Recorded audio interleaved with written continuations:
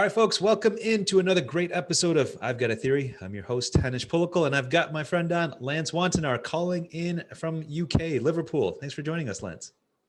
Henish, thanks a lot for having me on your show. I'm actually looking forward to this discussion, and we've had a brief, talk about critical thinking and my theory about critical thinking. And the analogy that I used is very much Formula One. When you actually get somebody that really knows how to drive a Formula One car, the level that they're performing at is so far above everything else. And when you're actually in that position, which you've been in, you're in the car that's driving at such a high performance, your brain is just, there's so much information that's coming in. It's got so many exhilarating things, but it's so much information overload. And unless you're in a position where you've been conditioned and trained and are practiced in being able to critical think, it's too much information to process. And you could equate it to the amount of information that people are getting on a day-to-day basis. There's so much information that people are being fed, it's actually overloading your senses, which is why people tend to feel very overwhelmed. And that's part of the challenge with critical thinking, is that you can feel overwhelmed with a lot of information unless you've built some processes to be able to cope with it. Well, we can dive into the F1 as an example, but what we're kind of getting at is that there is a lot of input, right? Even with F1, the weather matters, the temperature of your tires matters, how much fuel is in your tank matters, right? What's the road conditions? I've been on a track in a stock car doing ovals, and if you hit that line wrong, there's little marbles of rubber from prior tires, and that'll get you to spin out. You got to hit that line exactly. Otherwise, if you're a few feet high or low on that turn, goodbye car, and hopefully your roll cage is strong enough to keep you safe. And you could very much use that same, you could say, analogy and that same principle when it comes to critical thinking. Now, to take it a step back, most people are very keen to be able to have the ability to have critical thinking skill available for them. The problem with it, conceptually, a lot of people understand it, but the challenge is that a lot of people haven't even learned how to develop the basics of being a driver of their own vehicle, their brain, at a normal pace. Okay. So what do we do? So conceptually, people first have to learn the rules of the road. And this is something that I've had to dive into and actually learn for myself, is actually understand, how do I think? How do I process information on a day-to-day basis, and how can I build my skills to become a critical thinker? The challenge is that a lot of people look at critical thinking, they start learning about critical thinking, the skills, the techniques, and all of the hacks that go with critical thinking, but they've not really developed the understanding of how to drive their brain and their thought processes just in a generic way, in a day-to-day way. The way that you can do that is you've got to learn how you physically react to how you think and process information, because the brain processes information on a number of ways. So the challenge with critical thinking is, because you're processing information not just on a cognitive level, you're processing information physically. That's how the brain works. When you take it, for example, when you're first driving on a track day, you've got the excitement, you've got the trepidation, but you also got all this information that you're processing at the same time. You've got to learn how the car feels when you're going around corners. You've got to choose your line. You've got to pay attention to the road surface, the temperature, For sure. All of these. Yeah, these things are continuing. And I'll jump in on that, because before I hit my first track day myself, where I've been on a car, I'd spent a fair amount of time driving video game cars and understanding driving line and when to brake and when to power through it, and how the basic mechanics were. But the nice thing is that the track day events that I've been to, they allow people to have coaches or pro drivers sit with you. And guess what? I'm raising my hand. I want that coach next to me every time, even though I've done this a half dozen times now, because they're better than me. And they're making me think about things that I didn't know. Brake later, accelerate harder, stab that brake harder. And things that are pushing you, kind of just like the same way like a trainer would do, or a coach or a business coach would do, is like, they'll give you these ideas and tips that can help you shave a second off your lap time, which is the goal when you're riding around on a track, is to say, how fast can you get through this? But it helps to have that second set of eyes to tell you the things that you didn't know that you had to think about. Yeah. And exactly, and the most important thing is that you're getting this feedback, which is so important, because you need that information feedback to tell you, you can take this a bit further, you've got to do this a bit better, you can improve this, you've got to change this, modify this. And This Lance, we is didn't cover this. Have you spent some time on a track yourself? No, I've not had this. And the thing is, my experience that I'm coming from is I love MotoGP. I'm a massive fan of MotoGP. And when you're actually watching those guys riding around a track, the different styles that they take, and the risks that they take when you and you know, when they're going around in a corner, it's 53 degrees lean angle, and they're doing it like 120, 130 kilometers an hour. It's, you know, the risk is huge. And then when you're having all these other factors are playing, like wind and rubber and, you know, temperature, especially tire temperature, these are all factors that have a massive difference on how they have to assess it. Right. And the data that they get when they do their testing determines which tires that they choose. You know, how's the bike setup going to be? Is it going to be a shorter setup so they can go more for corners, or do they need more stability for a longer setup? So these are all changes they have to make. And it's, you know, and it's interesting you mentioned one of the things that you learn quickly on when you're on a track versus playing on a video game or watching people is camber. And that's an interesting concept that I got to learn really well over at Laguna Seca, right? One of the world's most famous tracks. That's a fantastic track. I've seen that. It's epic. That downward track. It's the corkscrew. And so there's a lot of elevation change. You know, on the corkscrew, it's kind of odd because the coach that was with me is like, go up, turn, pause. You can't see anything, and then turn right. You know, you don't even see the track in any car. So you just know you're coming over this hill. You take a left turn, you're coming down a hill, and then you just have to just wait a second and then turn again because you don't know where the track is. It's incredible. But early on in the track, there's a lot of odd angles, and camber means the way the track is curved, right? So if you're on camber, you're kind of leaning into the track as you turn. But there's turns on Laguna Seca that are off camber, so that you don't have as much grip because you're not pushed into the ground because the car is literally pushing off to the sides. So yeah, there's these, and you know, it just kind of goes to your point of critical thinking. Well, that's just another variable a pro driver has to put into their head of saying, okay, how fast can I take this corner? Because you effectively have to memorize tracks, right? Even if you're on Nürburgring, which is over 10, 11 miles long, you have to memorize it and know every angle of it to extract every ounce of performance out of your vehicle and yourself as a driver, right? Yeah. Now, if you overlay a principle of critical thinking, or you could say an advanced thinking skill, is systems thinking. Systems thinking is about considering the whole system as a whole, how everything functions. Now, if you overlay the driving aspect of it, what type of car is it? Mid-engine, front engine, rear? Is it a four-wheel drive? Is it rear drive? Is it front wheel drive? These are all factors which affect how you're going to drive and how you're going to steer the car, the power delivery, and whether it's being pulled out of the corner, whether it's rear wheel drive, which can actually force yourself out of a corner. How much, you know, do you slide? Can you use a rear to actually push yourself out and potentially slide out of the corner?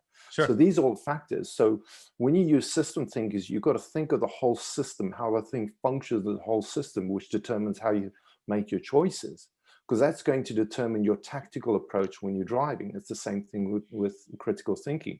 What is your tactical approach to how you're going to solve a problem? You can't just look on a problem in isolation. You've got to sometimes look at the problem as a whole. What are all the factors that influence it? And this takes a lot of time and effort to pay attention to all of the factors, and you've got to consider a lot of things. And sometimes you've got to break it down into smaller components, which means you've got to start using first principle concepts into it. What's that? What's the first principle?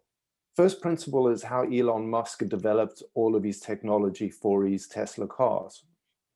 He took electric vehicles and then broke it down and looked at all of the components and said, which components make up an electric vehicle, or which components can I make better or cheaper that's going to give me the better efficiency and that's going to give me the performance and all the other aspects.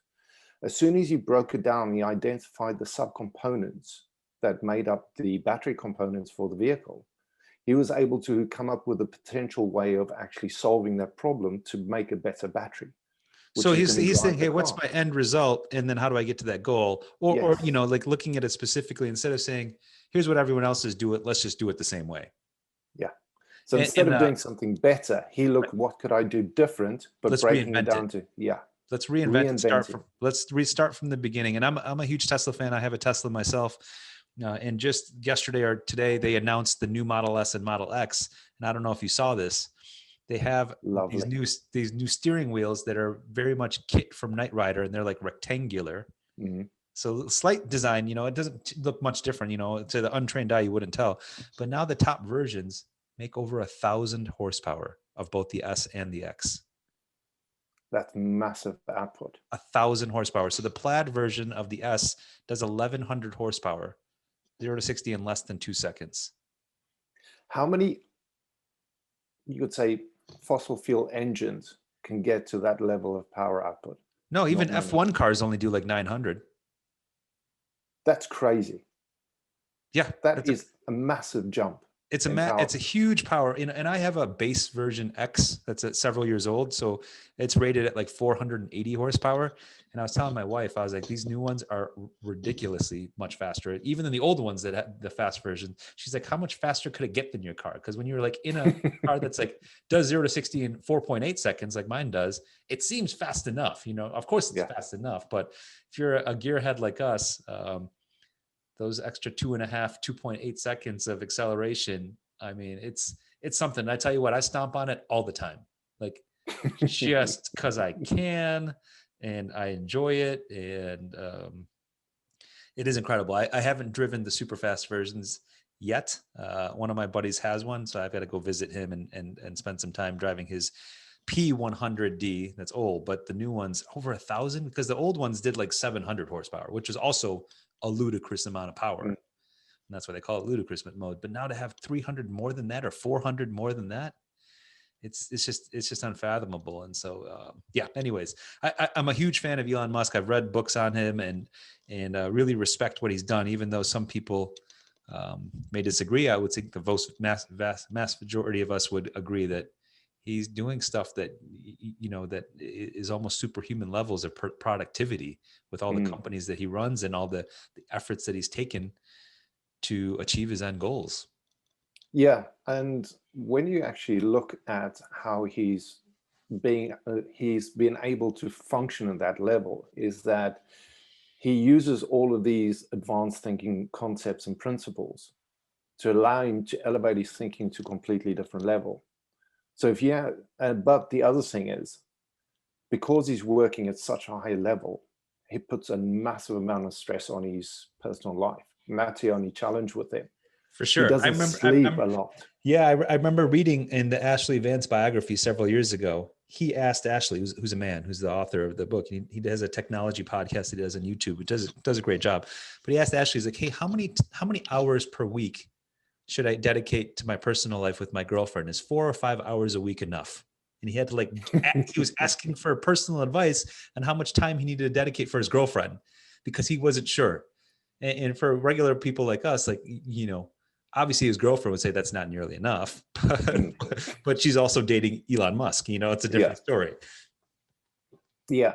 That's his big challenge, is because he's so invested in his goal and his end result, the sacrifice that he makes in his personal life, he's got to be comfortable with, or accept with, or be allowing it to happen. Right. If he changes his value statement to make more life for his personal life, then obviously that's going to shift, because it's going to impact his end results for his businesses and for what he wants to achieve. But his goal is massive.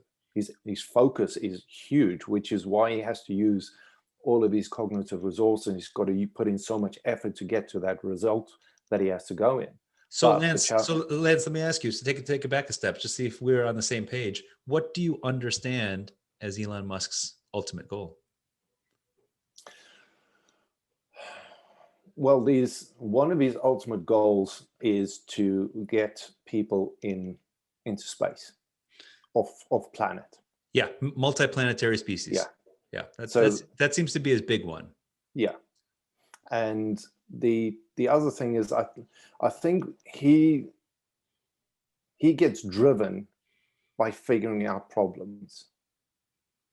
His big driver, regardless of whether he's got this massive goal of planetary population and species and developing that as a concept, to achieve that, he's got to be able to solve problems on Earth to facilitate that capability. Yes, he's got his spaceship. Yes, he's got the technology that goes into that. But for some of the other factors to support that, you've then got to take a look at what energy sources can you use to actually allow people to survive off planet. You can't do it with fossil fuels. Fossil fuels are too heavy. It's going to cost you more to actually get fossil fuels off the country, off the planet to provide energy. It doesn't work, right? That's why he's got a solar company. Yeah. And that's why you're looking at his energy solution. His energy solution fits into his overall goal. Right. Yeah. So, I mean, I wonder, I don't know if they've done enough exploration on Mars to find out, because obviously that's the next most viable planet. Do they have geothermal? Do you think they have a hot core at Mars? That's a good question. I know the surface is very, very volatile. That's a big challenge.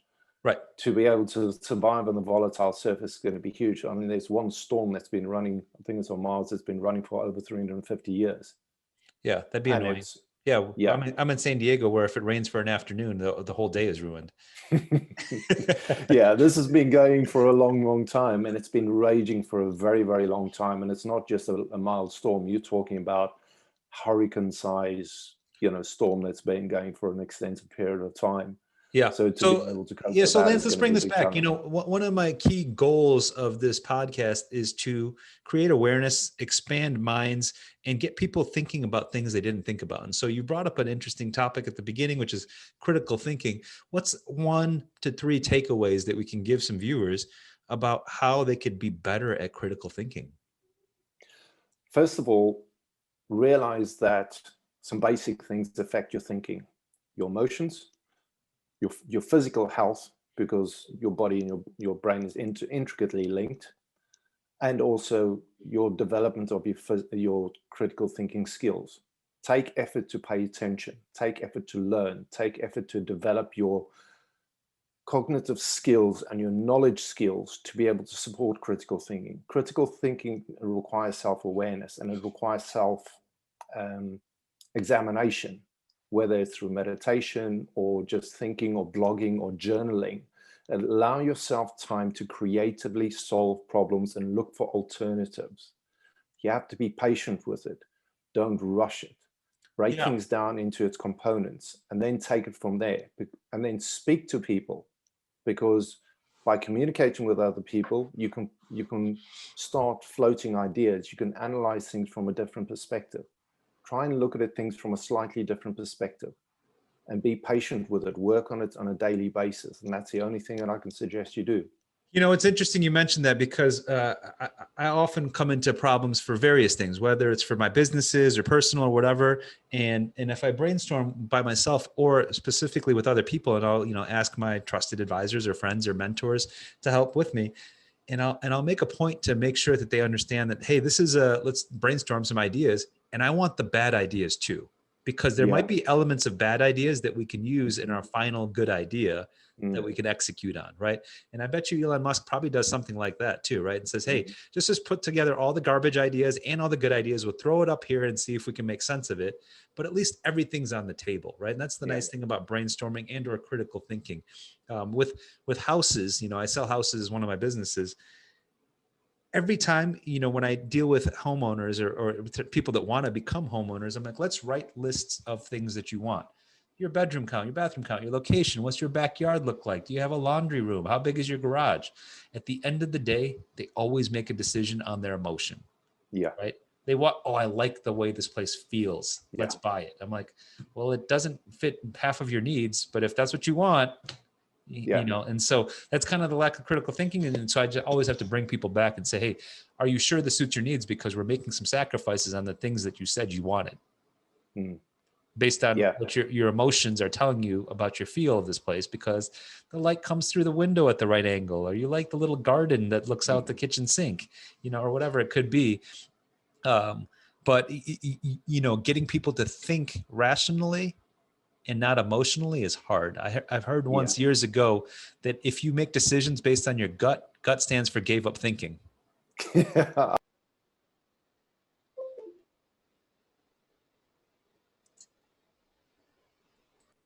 It's Oh, hold on a second. I lost you for a second. Okay, I'm back. Tech issue. that's I good. got to lose cable. Yeah. So I was just saying gut stands for gave up thinking, which is checking. It's working. We're Yeah. good. Okay. Yeah, gave up thinking, which is true, right? If you make decisions on your gut, that's not a good way to do it. Why don't you step back and make a decision properly and make sure it fits all your criteria? Do some critical thinking, and especially for important decisions like buying a house or a major business decision or whatever. Question for you. What's the best, worst decision that you've ever made?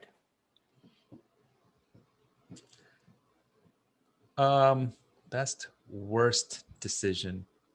Yeah, that's a tough one. So a bad decision that turned out to be good. I've made a lot of mistakes throughout the years, and there's been setbacks, but I always feel like if I look back, I learned from it at least. Should I have bought a house in 2006, right before the recession in 2008? No, but I didn't know that. Yeah. But now I know. Now I know what to be cautious of and not to over leverage and take those 100% mortgages that the banks were giving out back in 2006 in America. To get 80-20 financing for 100% of your purchase price, and then have issues for my financial history for a few years after that. But that's kind of catapulted me into this business that I now can benefit from, that understanding that I learned from that personal mistake. So maybe that was one of my best, worst decisions. Yeah. And there's an interesting aspect to that, because critical thinking does rely very heavily on experience. If you haven't had the experience, you don't always have the understanding and insight and the depth of knowledge to be able to foresee some of the problems that you're having. That's the benefit of a mentor. Yeah, that's the benefit of a coach or somebody else like that, because they've been through that and they can say, look, you've got to take a look at it from this perspective and to understand the complexities of it. Yeah, it's always shocking to me when people are working with real estate professionals in the US that don't even own their own house, which, not to say you shouldn't try to sell real estate before you own your house, but you would think that picking someone that's had some experience owning their own property would be a little bit better than someone that has never owned their own property. Yeah. Yeah. It's having that in-depth understanding of all of the, you could say, subtle aspects of it, of going through buying a house, the stress, the planning, the organization, the legal documentation, money decisions, how to structure your time, because it's not an easy process. It's a very, very time consuming and challenging process to buy a house, especially in the UK. Right. Because you've got the financing, you've got the surveys, you've got all of the searches, you've got the environmental things which start play factor into buying the property. So it's not just, oh yes, you can buy a house in the UK and you can move in next week, unless you've got the cash to be able to do that. And even when you buy in cash, it'll even take you about, at least a month, unless there's, people above or below that need to buy the properties. So it's a completely different story. So there's a lot of complexity to actually purchasing a property. And that's where you have to have the experience to be able to guide somebody in that way. It's the same process as critical thinking. And Lance, you just said you just bought a property recently. Yes. How's that turned out 1 month into it? It's turned out well. I mean, the only challenge we've got is we've got no curtains, and we're still waiting for them to be delivered, or we've got blinds on order, and those are minor things. Minor things, but we're warm, we're safe. It's near to the beach, and it's a fantastic place. I'm very happy with the property, and it's a good move for me. Awesome. Well, good to hear. Well, Lance, anything else we need to discuss? Because I like to keep our episodes, about 30 minutes or so. No, that's fine with me. I'd just like to say thank you very much for having me on your show, and I appreciate the time. Here's what's going to happen. When I get a chance to come to England, I'm going to hit you up, and we're going to spend a day at the track. That sounds like a plan. One of the things I still want to do, which is on my bucket list, is I want to learn how to drift. Aha. I had just signed up for a drift seminar in March. So I'll let you know how it goes. And I've done a Yeah. fair amount of it when I grew up in the snow in like a parking lot, because it's effectively drifting, right? When you're Yeah. doing donuts and figure eights. But yeah, doing it with someone's 20 to 30 or more expensive $1,000 car, it is just a little bit hairy because insurance doesn't cover drifting accidents. No, no. I had something planned for my birthday, but COVID kind of Oh, bummer. put a plan. There's probably some drifting courses around there. I know in northern California and other places in the Northwest, they have that where they've got drifting schools. You can go for a day or a weekend, and Fantastic. it'll probably cost you a couple $1,000, but you're going to have the experience of a lifetime Yeah. riding a car Yeah. around the dirt. Yeah, there was one literally before we moved. There's one literally about 10 minutes drive away from me, and I had it planned, and then lockdown came, and everything else went out the window. Just like, ugh. So yeah, that's next. That's going to be my next birthday present to me. Boom. I like that. I mean, the car machine connection, the machine human connection that you can get in a car or a motorcycle or anything like that. Yeah, Some people don't understand it, but when you understand, you're like, yeah, this thing is part of me. I'm doing yeah. this. Yeah, it's awesome. There's one thing I want to ask you with the Laguna Seca track. You know that corkscrew? Yeah. How does that feel in your head when you do that?